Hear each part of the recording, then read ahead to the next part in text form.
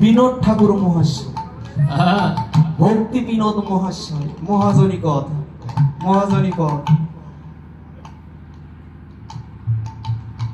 সংসারের নানাবিধ কর্ম করতে করতে ক্লান্ত প্রায়, এলাকার সবচাইতে বড় বড় লোক বলেই সকলে জানে, 300 বিঘা সম্পত্তি, কিন্তু কোন সম্পত্তির উপরে লোভ লালসা মায়া কিছু ছিল না। সদা সর্বদা জপ করতেন, হরে কৃষ্ণ কৃষ্ণ কৃষ্ণ হরে হরে, হরে রাম রাম রাম হরে হরে। সদা সর্বদা কৃষ্ণ নাম জপ করে, জপ করতে করতে এমন হয়ে গেল ভজনের মধ্যে যখন ডুবে গেছে, সন্তান আদি আর তার হলো না। 300 বিঘা সম্পত্তি থাকলে কি হবে? সন্তান যদি না থাকে তাহলে তার কি ওই সম্পত্তির মালিক কেউ হয় বাবা? না, হয় না। আস্তে আস্তে ক্রমাগত ভাবে যখন তার জীবন শেষের পথে চলে যাবে, আমার তো বয়স 40 ওভার হয়ে গেল, এতদিন গৃহে বসে ভজন সাধন করলাম, এই টাকা পয়সা অর্থ অট্টালিকা জমি জমার প্রতি আর আমার কোনো ভালো লাগে না। এই জন্য আমাকে কি বৈরাগ্য করে দেয়। আমি কি করি? ঘরের বাইরে হব, এই করি একটি তুলসী বৃক্ষকে সম্মুখে রেখে কৃষ্ণ নাম জপতে থাকি। ভক্তি বিনোদ ঠাকুর যখন তুলসী বৃক্ষ সম্মুখে রেখে কৃষ্ণ নাম জপতে থাকে, তখন কি করলেন? তার গুরুদেব বহুদিন পর আসছে, এসে বলছে, বাবা বিনোদ কি করছে? তখন বলছে, বাবা সুখ ঐশ্বর্য পরিত্যাগ করে আমি একটা তুলসী বিগ্রহ স্থাপন করি, সেখানে রাধা গোবিন্দের নাম অনুসরণ করি। তখন বললেন, বাবা রে, রাধা গোবিন্দের চরণে যেহেতু সম্পূর্ণ কিছু অর্পণ করে দিয়েছিস, ভালো কথা, কিন্তু 300 বিঘা সম্পত্তির এই যে একটা গন্ধ আছে, ধন থাকলে তার একটা অহং বৃদ্ধি হয়, এই অহংটাকে সঙ্গে নিয়ে তোর ভজন হয় না রে বেটা। তখন বললেন, গুরুদেব এ কেমন কথা বললেন, তাহলে আমি কি করব? তখন বললেন, প্রভু বলেছেন, সর্বধর্ম পরিত্যাজ্যং শরণং মম একং ব্রজ। তুমি সর্বধর্ম অর্থাৎ সংসারের সবকিছু পরিত্যাগ করিয়া ব্রজের পথে অবগাহন করো, ব্রজের অনুসরণ লও। তখন বললেন, গুরুদেব তুমি কেবল আমার চৈতন্য খুলে দিলে গুরুদেব। সত্যি তো, লোভ লালসা আমার কিঞ্চিত পরিমাণে হলেও আছে, তাছাড়া আমি এই সংসারটা ছাড়তে পারছি না কেন? এই সংসারের কামনা বাসনা বারবার আমাকে ঘিরে ধরছে। তখন গুরুদেবের কথা শুনে তার চৈতন্য ফিরে এলো। তৎক্ষণাৎ জপের মালা সঙ্গে নিয়ে গৃহের দিকে পিছপা হয়ে পিছন দিকে না ফিরিয়ে সরাসরি হরে কৃষ্ণ কৃষ্ণ কৃষ্ণ হরে হরে, হরে রাম রাম রাম হরে হরে, এই মধুমাখ 16 নাম 32 অক্ষর জপ করতে করতে গৃহের বাহির হয়ে গেল। তখন যখন গৃহের বাহির হয়ে যাবে, ইতিমধ্যে টাইমে ভাতিজা ভাগিনা ভাই পাড়া প্রতিবেশী সকলে এসে বলছে, বাবা বিনোদ তোর কি হয়েছে? তখন বললেন, আমি মায়ার সংসারে আর থাকবো না। তখন বললেন, মায়ার সংসারে যেহেতু থাকবে না, তাহলে তোমার বাড়ি গাড়ি অর্থ অট্টালিকা কি করলে? তখন বললে, আমার নামে রয়েছে। বলছে, এই তো ভুল করেছ, তুমি ব্রজের পথ নিয়েছো আর জমির দলিলটা তুমি তোমার নামে রেখেছো, এ তো বড় ভুল করেছো। তখন বললেন, আয় আয় পাড়া প্রতিবেশী দেখে যা, আমি নব সন্ন্যাসী, সন্ন্যাস ধর্ম গ্রহণ করব, আমার আমিত্ব বলে কিছু রাখবো না। তখন ভাই ভাতিজা ভাগিনা সকলে মিলে এসে বলছি, মামা আমাকে ওই দুতলা বাড়িটা দেন। ভাতিজা এসে বলছি, মামা আমাকে, কাকা বাবু আমাকে ওই 10 বিঘা টাকা দিয়ে দেন। বড় ভাই এসে বলছে যে, ভাই রে আমার ওই পলসা শহরের ওই মার্কেটটা আমার নামে লিখে দে। সকলের নামে সবকিছু লিখে দিলেন। দিবার পর তার বলে আর কিছু থাকলে এই বলে তখন দুটি বাহু উত্তোলন করে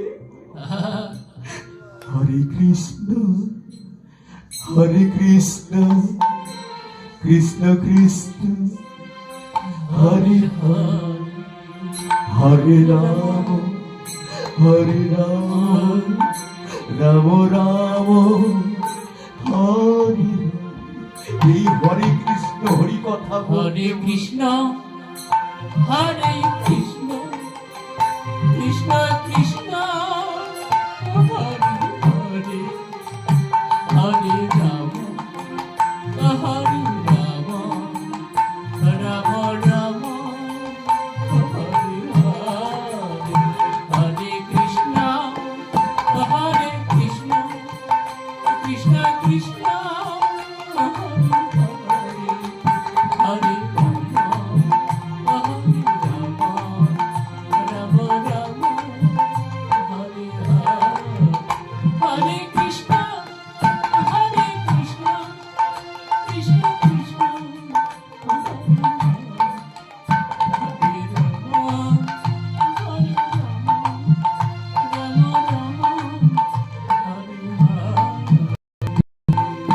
এই হরি কথা, গুরু কথা, কৃষ্ণ কথা, কৃষ্ণ গুণগান গাইতে গাইতে রওনা দিল শ্রীরাম নবদ্বীপ ধামে। হাঁটিতে হাঁটিতে যেন সর্বশান্ত হয়েছে, কারণ তার কাছে একটা কানা করিও নেই, শুধু সম্বল জপের মালা। হরি নামের জপের মালা। নদিয়া নবদ্বীপ ধামে যখন উপস্থিত হলেন, ইতিমতো টাইমে একটি পুরোহিত মশাই নবদ্বীপ ধামের শ্রী গৌরাঙ্গ প্রভুর পূজাশ্রমের পুরোহিত মশাইয়ের সঙ্গে দেখা হয়ে বলছে, হে পুরোহিত মশাই, আমাকে একটু বলে দাও কিভাবে আমি গৌর গোবিন্দের সেবায় লাগতে পারবো। তখন বললেন, এইভাবে প্রভাত সময়ে ব্রহ্ম মুহূর্তে স্নানাদি সমাধান করে যদি নিজ হস্তে ফুল তুলে নিয়ে এসে গৌর গোবিন্দের চরণে অর্পণ করা যায়, তাহলে এই দেহটাও ফুল সম গোবিন্দের চরণে অর্পণ হয়ে যায়। তখন বললেন, আমি কি সেই ফুল যে গোবিন্দের সেবায় লাগতে পারবো, গৌর গোবিন্দের সেবায় লাগতে পারবো? তখন বললেন, হ্যাঁ, তুমি তো সর্বত্যাগী বৈরাগ্য, কিন্তু আমি যেখান থেকে ফুল তুলে নিয়ে এসেছি আর কাহিনী জানো কি বিনোদ? তখন বললেন, না তো প্রভু, এই কাহিনী তো আমার জানা নেই, একটু ভেঙে বলো।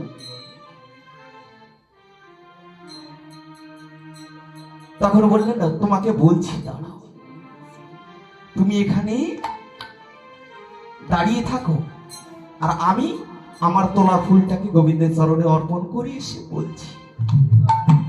এই বলে তখন যখন পুরোহিতের একটু আশ্বাস পেয়েছেন, মন্দিরের সম্মুখে দাঁড়িয়ে বলছে, হে কৃষ্ণ, হে গৌর, আমি কি তোমার সেবায় লাগতে পারবো প্রভু? আমার এই দেহ দ্বারা কি গৌর গোবিন্দের সেবা হবে প্রভু? এই বলে যখন দুটি নয়ন জলে কেঁদে যাচ্ছে মা,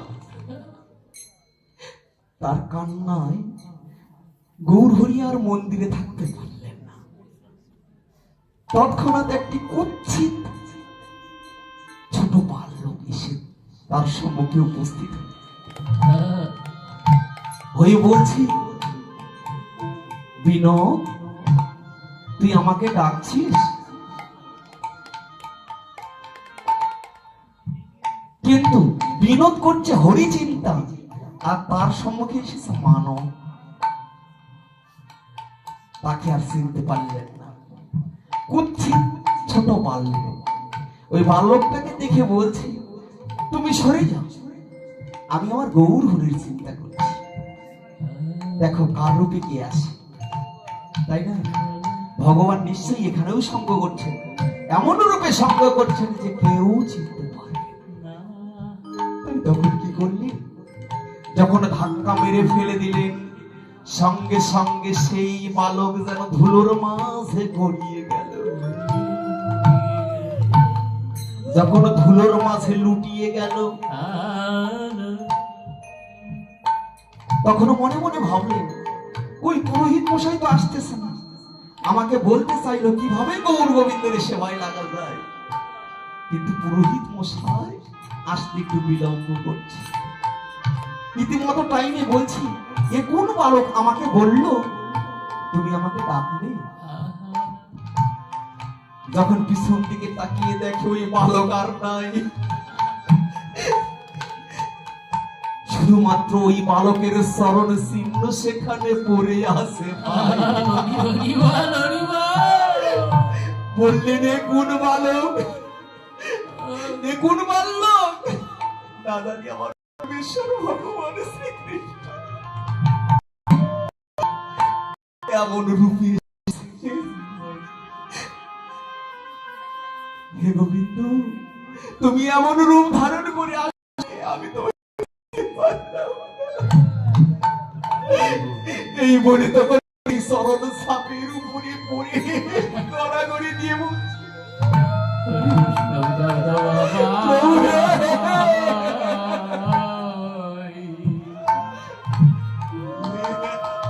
চরণ ধুলি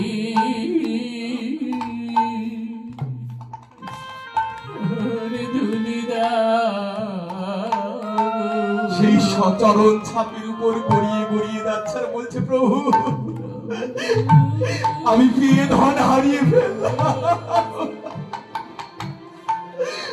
যদি জানতাম তুমি আমার সেই পরমেশ্বর ভগবান, যদি জানতাম তুমি আমার সেই ইষ্টদেব, যার চরণ পাওয়ার জন্য ধন সম্পত্তি অর্থ অট্টালিকা পরিত্যাজ্য করিয়া আজি নবদ্বীপ অবগমন করেছি, দেখা যেহেতু দিলে প্রভু, কেন চেনার মতো নয়নে দিলে না?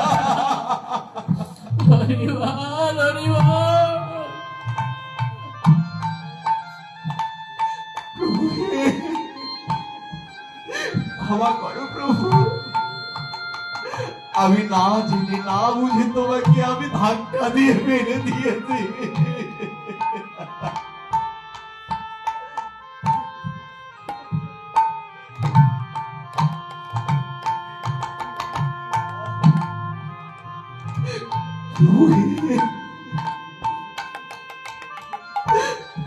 আর হয়তো জীবনে এই সুযোগ পাবো না।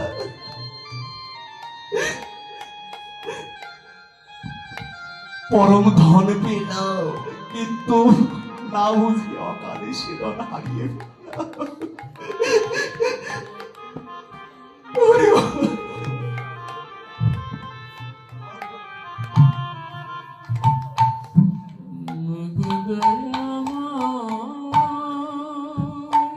প্রভু, জগতে কি আমি এতটাই অপরাধী? সকলের সব অপরাধের ক্ষমা হয়ে যায়, আমার কি অপরাধের ক্ষমা হবে? এই বলে যখন কেঁদে যাচ্ছে আর ধুলোর মাঝে গড়িয়ে গড়িয়ে যাচ্ছে, ইতিমতো টাইমে মন্দিরের পুরোহিত এসে দাঁড়িয়ে বলছে, বিনোদ তুমি কাঁদছো কেন? তখন বললেন, পুরোহিত আসতে হয়তো একটু বিলম্ব করে ফেলবে, তার মধ্যে কত ঘটনা ঘটে গেছে। আমার প্রভু আমাকে সাক্ষাৎ দিয়েছে, দেখা দিয়েছে, বলেছে বিনোদ তুমি আমাকে ডেকেছো, আর আমার সর্বচক্ষু দ্বারা তাকিয়ে আমি চিনতে পারিনি।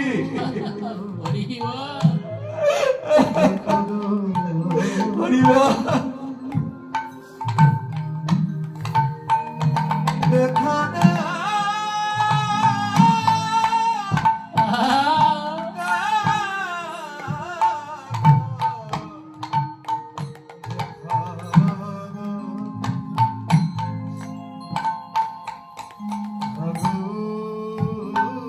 তখন পুরোহিত মশাই এসে বলছে, ওহে বিনোদ তুমি কি ভুল করেছো, পেয়ে ধন হারিয়ে ফেলেছো।